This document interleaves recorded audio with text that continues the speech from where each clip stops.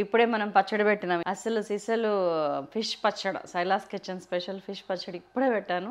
అందుకే అదే డ్రెస్లో కంటిన్యూషన్. ఇందులో మిగిలిన ముక్కలు కిలోంబావు, కిలో 200 ఉన్న ముక్కలండి. దాంట్లో 600 గ్రాములు పచ్చడి పెట్టాను. మిగతా 600 గ్రాములు, 500, హాఫ్ కేజీకి కొంచెం తక్కువ ఉంది ఇది. మిగతాది పులుసు పెడుతున్నాను. అది కూడా ఎలాంటి పులుసు అంటే పులుసు, మామూలు బొచ్చెతోని పులుసు పెడితే ఎలా ఉంటుంది, అద్భుతంగా ఉంటుంది. పులుసు తిన్న ఫీలింగ్ ఉంటుంది. చలో పెట్టేస్తున్నా. 400 గ్రామ్స్ ఆఫ్ ఫిష్ ముక్కలు అండ్ ఒక 30 గ్రామ్స్ ఆఫ్ చింతపండు నానబెట్టుకున్నాను. పులుపు తినే వాళ్ళని బట్టి ఉంటుందండి. కొంతమంది 10, 15, 20 గ్రామ్సే పులుసు వేసుకుంటారు. నేనైతే మాత్రం చేపల పులుసు అంటే పులుసులాగానే ఉండాలన్నట్టు నాది. కాబట్టి చింతపండు తగ్గించాల్సిన వాళ్ళు తగ్గించవచ్చు. And other ingredients very simple.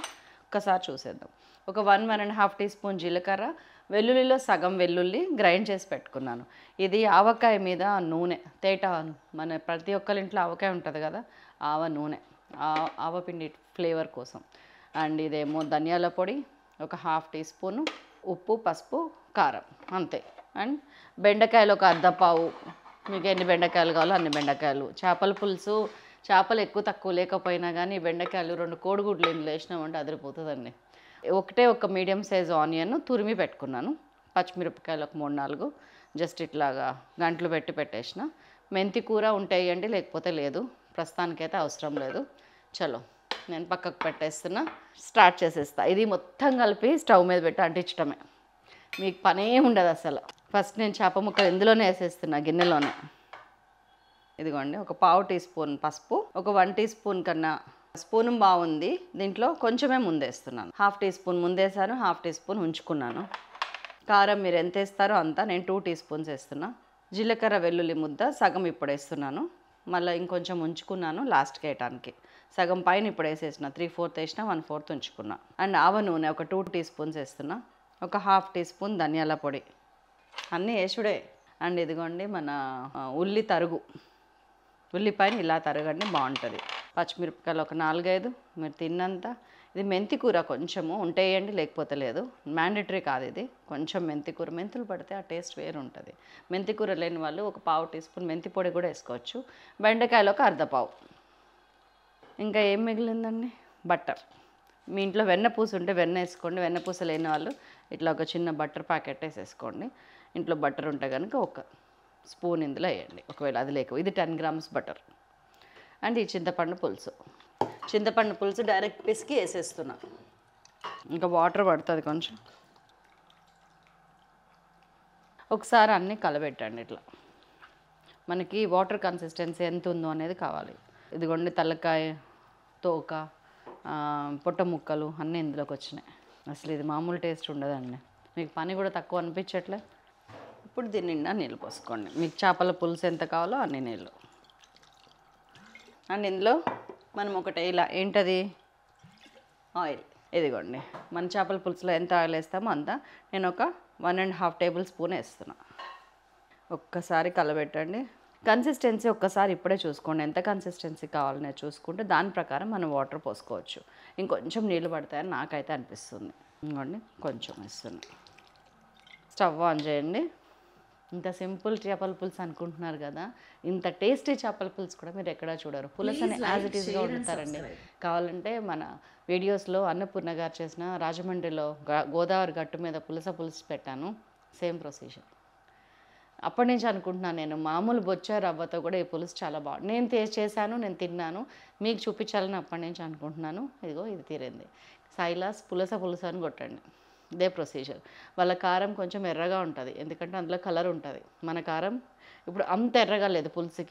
పులుసు ఫ్లేవరు కలర్ వస్తుంది మనకి, ఎందుకంటే చింతపండు యాడ్ అయింది కదా. లేకపోతే మన కారం కూడా ఎర్రగానే ఉంటుంది. ఉప్పు కారం ఎవరు తిన్నదాన్ని బట్టి వాళ్ళు వేసుకోండి. మనము ఒక ఉల్లిగడ్డ వేసాం, ఎంత చిక్కగా వచ్చిందో చూసారా పులుసు అప్పుడే. దీనికంటే కొంచెం ఇదే టెక్స్చర్ మనకి దింపేటప్పుడు ఉంటే చాలు. ఇలాగ ఉంటే మనకి ఫిష్లో ఉన్న వాటర్ కూడా ఇందులోకే వస్తుంది. కాబట్టి సిమ్లో వండుతాం కాబట్టి టెన్షన్ పడకండి. మీకు ఏమైనా డౌట్ వస్తే కొంత వాటర్ పోసుకోండి. మూత పెట్టేస్తున్నా. ఉడికొచ్చేదాకా హైలో ఉంచుతాను, ఆ తర్వాత మీడియం ఫ్లేమ్ పెడతాను. పులుసు ఎంతవరకు వచ్చిందో ఒక్కసారి చూడండి. ఉడికొచ్చేదాకా వెయిట్ చేస్తున్నాను నేను. ఉడకాలి, కుత్త స్టార్ట్ అవ్వాలి. వెనకాల కుక్కర్లో అన్నం ఉడుకుతుంది. వేడి వేడి చేపల పులుసులో అన్నం తినకుండా ఎలా ఉంటాం. ఇందాకనే పచ్చడి వేసుకొని కొంచెం కలిపి నేను కొంచెం తిని ప్రమేదకి ఇచ్చేసిన. ఇప్పుడు అది కొంచెం తిని. సండే అంటే ఇలా ఉండాలి, జాతర, నాన్ వెజ్ జాతర. మీరు గమనించారా, ఇందులో ఎక్కడ కూడా గరం మసాలా వేయట్లేదు మనం. చేపల్లో ఉన్న ఒరిజినల్ టేస్ట్. పులసకి రెగ్యులర్ చేపకి డిఫరెన్స్ ఏంటంటేనండి స్మెల్. పులస ఇంకా ఘోరమైన వాసన వస్తుంది. నాకు పర్సనల్గా పులస అంత నచ్చలేదు. నాకు మన రెగ్యులర్ బొచ్చ కొరమైన ఇష్టము. రవ్వ, ఆ చిన్న చేపలు ఉంటాయి చూసారా, చందమామలు, కానాగంతలు, ఇట్లా చిన్న చేపలు, ఇవి ఇష్టం నాకు. అసలు నేను ఫిష్ లవర్ని కాదు. ఫస్ట్ ఆఫ్ ఆల్ తక్కువ తింటాను. తిన్నంతవరకు ఆ పొట్ట ముక్కలు అవన్నీ ఇష్టం తింటాను. ఫిష్ వెరైటీస్ అన్నిట్లోకి పులుసు ఇష్టం. ఆ తర్వాతే ఫ్రై అయినా పచ్చడి అయినా ఏదైనా. ఆ తర్వాత మా అమ్మ చిన్నప్పుడు కొరమేనుతో ఇగురు చేసేది, కత్తి. మాకు మరి ఆ చేప దొరకట్లేదా లేకపోతే నాకు ఇంకా చేయటం రావట్లేదు నాకు తెలియదు, కానీ మా అమ్మ చేస్తే తిన్నట్టయితే నేను చేస్తే నాకు అనిపించదు. మా అక్క మళ్ళీ బాగా చేస్తుంది ఫిష్ వెరైటీస్. అక్క చాలా బాగా చేస్తుంది. ఒక్కసారి ఈ టైంలోనే ఉప్పు చూడండి, పడుతుంది ఉప్పు. మనం ఉప్పు హాఫ్ స్పూన్ వేసినాము, మిగతాది అప్పుడే వేసేస్తే ముక్కలకి పట్టేస్తుంది, పులుసుకి పట్టదని. ఇదిగోండి ఇంకొక 3/4 టీ స్పూన్ వేసిన, మొత్తం స్పూన్ బావు. ఏంటా నేను ఇంత తక్కువ ఎందుకు వేస్తా అని ఆలోచిస్తున్నాను. అన్నం అయిపోతుంది ఓ పక్కన, కూర అయిపోతుంది ఓ పక్కన, తినటమే ఆలస్యము, ఉడుకొచ్చేసింది ఓ పక్కన, అండ్ మంచి అటికలో వండుతున్నాం చేపల పులుసు, అసలు సిసలు టేస్ట్. మూత పెట్టేసి మీడియం ఫ్లేమ్లో పెట్టేద్దాము. 10 నిమిషాల నుంచి ఉడుకుతుందండి. బెల్లం ముక్క నోట్లో ఉంది. ఇదిగోండి పులుసు పరిస్థితి ఇది. Correct texture. మీరు ఎన్ని నీళ్ళు పోసారు అన్ని నీళ్ళు ఉన్నాయి. ఎందుకు చెప్పండి, చేపల నుంచి వచ్చే వాటర్ వల్ల. సిమ్ చేసేసాను. ఇంకోటి కొంచెం ఒక చిటికెడు బెల్లం వేయండి, చిటికెడే. అది తీస్తానే నోట్లో వేసుకున్నాం. మనం వెల్లుల్లి జీలకర్ర అది చేసి పెట్టుకున్నాం కదా, అది కూడా కొంచెం ఒక చిటికెడు ఇప్పుడు కూడా వేయండి దించే ముందు. అండ్ కొత్తిమీర. ఉప్పు అది ఇందాక చూసేసుకున్నాం మనం. ఒక్కసారి ముక్క చెదరకుండా కలిపెట్టాలంటే ఇట్లా స్ట్రైట్గా చిన్నగా గంట వెనకకి తిప్పి అట్లా చేయాలి. మీ అందరికి తెలుసు, ఏదో అలా చెప్పుకుంటూ ఉంటా. నాకు తోచింది, మైండ్లోకి వచ్చినట్టు, జాగ్రత్త కోసం. ఇది వేసిన తర్వాత 1 నిమిషం ఉండాలి, కానీ మట్టి కుండలో ఏంటంటే 1 నిమిషం దాకా వేడి వస్తుంది, అందుకని కట్టేశాను నేను. సూపర్ డూపర్ పులస స్టైల్లో రెగ్యులర్ చేప పులుసు రెడీ.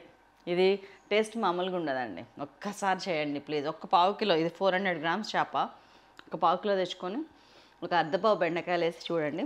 ఇందులో బాయిల్డ్ ఎగ్స్ కూడా మీరు బెండకాయలు మధ్యలో వేస్తే కూడా చాలా బాగుంటుంది. అంటే అదొక టేస్ట్ అంతే. చేప ముక్కలు సరిపోకపోయినా ఎగ్గుతో తినొచ్చు. ఆ పులుసుకి టేస్ట్ వస్తుంది, ఎగ్కి టేస్ట్ వస్తుంది, అన్నీ బాగుంటాయి. నేను ఎంత ముచ్చట ఎందుకు చెప్తున్నానంటే అన్నం కూడా అయిపోయింది కానీ ఉడుకుతుంది కదా ఇంకా, అది అందుకు. సో మన అద్భుతమైన పులుసు రెడీ.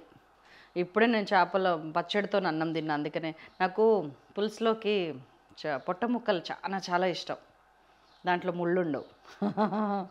అందుకే పొట్ట ముక్కలు బెండకాయలు తీసుకున్నా. ఇట్లా మంచిగా కలపండి.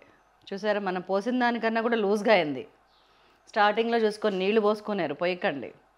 ఇది కొంచెం చల్లారాక మళ్ళీ చిక్కబడిపోతుంది చూడటానికి.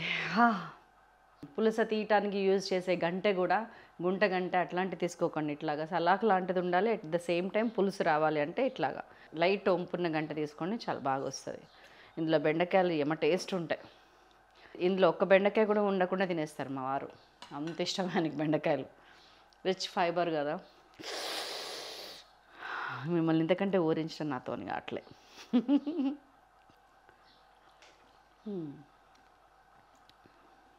అన్నం వేడివేడిది, పులుసు వేడివేడిది. నాకు చేపల పచ్చడి తిన్నప్పుడు చద్దన్నం తిన్నా కొంచెం. ఇలా చారులాగా పోసుకుంటే పులుసు అన్నం మధ్యలోకి భలే సింక్ అవుతుందండి. అన్నం మెతుకులో కూడా పులుసు సింక్ అయ్యి భలే ఉంటుంది టేస్ట్.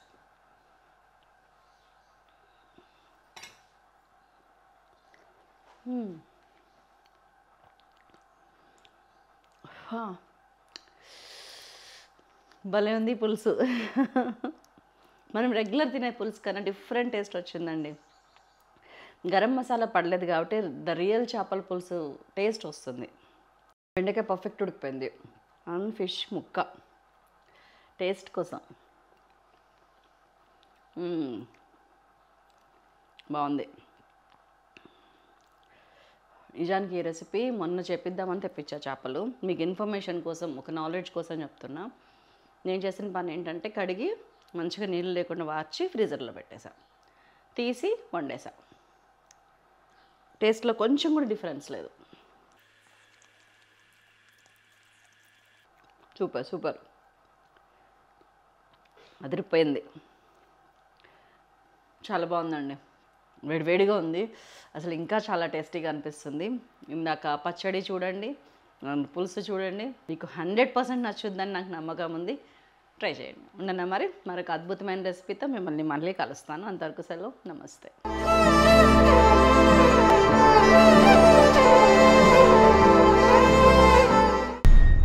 ఫిష్ ఎప్పుడు కూడా రాగానే కడిగేసి ఫ్రిడ్జ్లో పెట్టేసేయండి. మళ్ళీ తీసినాక కడగకుండా ముందే కడిగి గట్టిగా పిండి తడి లేకుండా చూసి ఫ్రిడ్జ్లో పెట్టేసేయండి.